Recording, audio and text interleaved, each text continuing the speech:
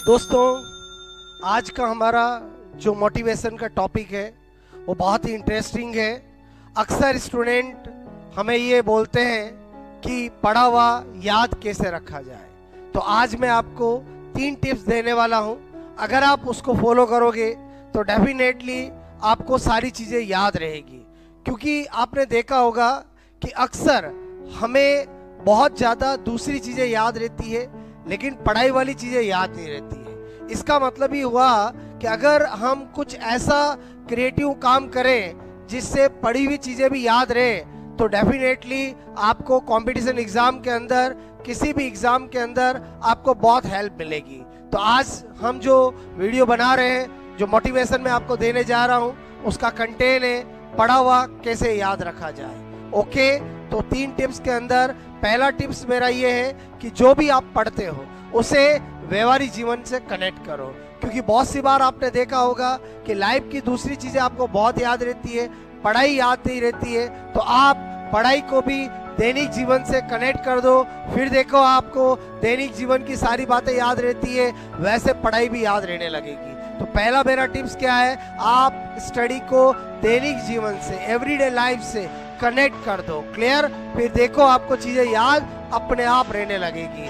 मैं भी जब भी स्टूडेंट को पढ़ाता हूँ, हर कंटेंट को मैं दैनिक जीवन से, एवरीडे लाइफ से कनेक्ट करता हूँ। उससे स्टूडेंट को याद भी रहता है और हमेशा हमेशा उनका कॉन्सेप्ट भी क्लियर हो जाता है। तो पहला मेरा टिप्स है कि जो भी पढ़ो उसे दैनिक जीवन से कनेक्ट करो। क्लियर? और उसके बाद जो मेरा दूसरा टिप्स है वो ये है कि अक्सर आपने देखा होगा कि हम बोलो जब मॉर्निंग के अंदर स्टडी करते हैं तो हमें ज़्यादा याद रहता है एज कम्पेयर टू आफ्टरनून में या इवनिंग में। क्योंकि क्या होता है, मॉर्निंग के अंदर साइलेंस रहता है, आपकी पॉजिटिव एनर्जी होती है, माइंड रेस्ट किया हुआ रहता है। तो आप जब मॉर्निंग में फ्रेश एनर्जी के साथ स्टडी करते हो तो एक इफेक्टिव स्टडी हो पाती है। क्लियर? तो आप जो भी स्टडी करते हो मॉर्निंग में एक बार उसका रिवीजन शॉर्ट जरूर किया करें, वो भी आपको याद रखने में बहुत हेल्प करेगा। क्लियर? और तीसरा मेरा जो टिप्स है वो ये है कि आपने देखा होगा कि बहुत सी बार जब आपके सामने कोई पर्सन बहुत सारी इंफॉर्मेशन दे देता है तो आपको बोलता है आपको ये भी करना, ये भी करना, ये भी करना है, तो आप उसको यही बोलते हो, अरे भाई मुझे थोड़ा शॉर्ट में बता और एक सिस्टमेटिक तरीके से कुछ पॉइंट्स में बता तो मुझे ध्यान रहेगा। तो आपको भी बस सेम चीज़ स्टडी में यूज करनी है कि जो भी आप अच्छे से स्टडी करते हो उसका आपका शॉर्ट नोट्स टिप्स की फॉर्म में होना चाहिए, ताकि आप उनको बार बार रिवाइज करके लॉन्ग टाइम याद रख सकें। क्लियर? तो मैंने आपको 3 टिप्स दिए हैं। आपको मैंने कहा है, एक तो आप स्टडी स्मार्ट तरीके से कीजिए, व्यवहारिक जीवन से कनेक्ट कीजिए।